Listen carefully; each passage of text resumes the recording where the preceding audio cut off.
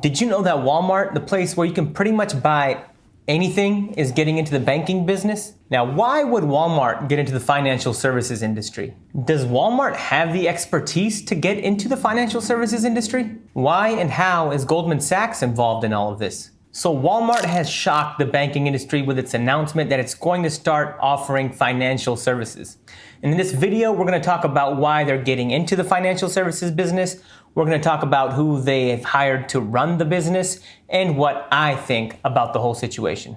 So let's start with Goldman Sachs. Goldman Sachs has an aura about them in the financial world. Over the course of my lifetime, they've been considered the premier investment bank. They've been an aspirational name for decades, whether you aspire to be a client or, like me, you aspire to one day work for the investment bank. Well, Goldman Sachs, yes, that Goldman Sachs, just had two senior executives poached by Walmart. And these weren't just any two executives. These were two prized executives at Goldman who were not only integral in Goldman's recent growth, but they were an integral part of Goldman Sachs' future. The two employees that Walmart poached from Goldman Sachs are Omar Ismail, the head of Goldman Sachs' consumer bank, and David Stark, one of Omar's top lieutenants at Goldman. But you might be thinking, big deal. So what if Walmart just managed to lure two Goldman employees? I mean, just because you have two Goldman guys on your team doesn't automatically mean that you'll have a successful banking business. Now, you might be right, but Omar and David weren't your typical Goldman Sachs investment bankers. They were in charge of Goldman's relatively new and extremely successful foray into consumer banking called Marcus. You see, for years, Goldman Sachs has been trying to shift toward a more consistent, fee-generating business as a way to diversify from its successful but volatile Wall Street trading and investment banking business. And with Marcus, they have been extremely successful. So Mr. Ismail, a 20-year-old Goldman vet and head of the Marcus business, and his right-hand man, David Stark, leaving the company to join Walmart is a pretty big deal. Now, Marcus, which was launched in 2016 and at the time was a notable foray into consumer banking because Goldman has traditionally been known for dealing with influential corporations, like high net worth individuals and governments. And Marcus has proven to be extremely successful since its launch. Just a couple of weeks ago in the middle of Feb, Goldman Sachs further developed Marcus by launching their own robo-advisor called Marcus Invest. And Marcus Invest will allocate and rebalance customers' wealth based on models developed by the bank's investment strategy group. Now, Marcus Invest works by evaluating the customer's risk tolerance and investment timeline, and then it recommends either a conservative, a moderate, or a growth portfolio. Now, you might be thinking, what do I need to get a Marcus Invest account? Do I need $1 million? Do I need a couple $1 million?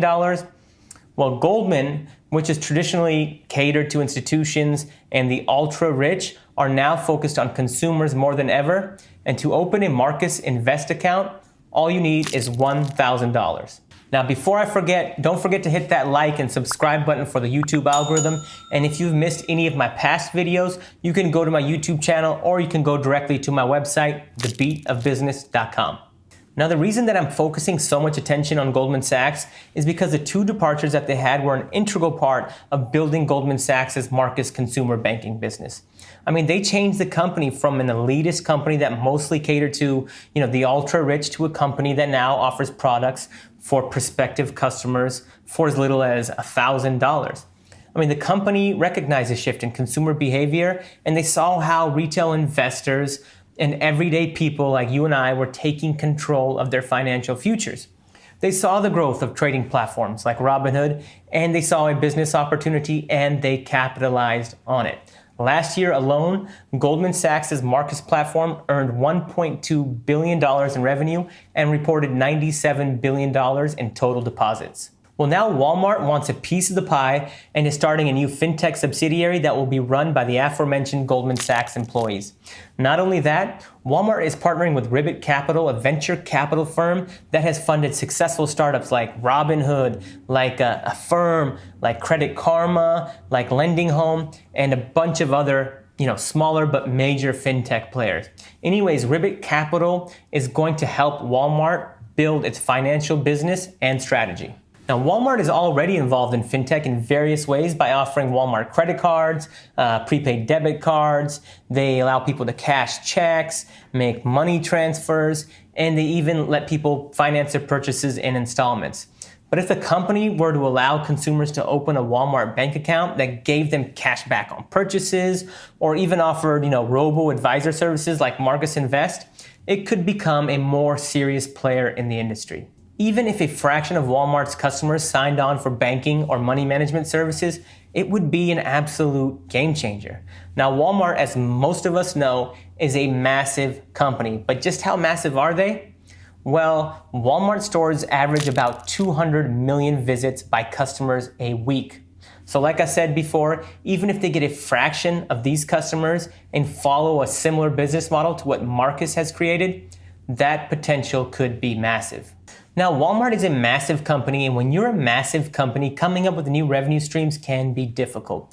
Over the past few years, Walmart has built a formidable e-commerce platform to rival Amazon, but it still isn't profitable. And quite frankly, as good as Walmart has become in the e-commerce domain, Amazon is just better.